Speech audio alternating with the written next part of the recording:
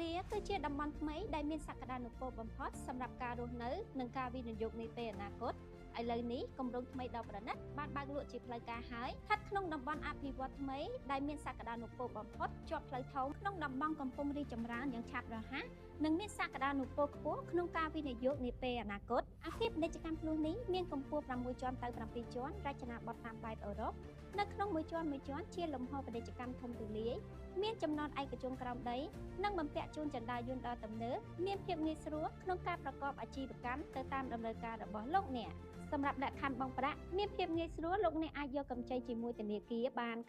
95% ដែលអត្រាការប្រាក់ទាបក្នុងមួយឆ្នាំ 7% ជាពិសេសសម្រាប់អតិថិជនទិញនៅក្នុងអំឡុងពេលនេះនិងមានការផ្ដល់ជូនការបង់អត់មានការប្រាក់រយៈពេល24ខែជូនដល់អតិថិជន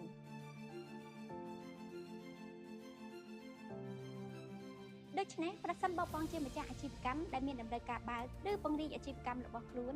សូមទំនាក់ទំនងមកកាន់នាងខ្ញុំតាមរយៈលេខទូរស័ព្ទ link Telegram នៅក្នុងវីដេអូនេះសូមអរគុណ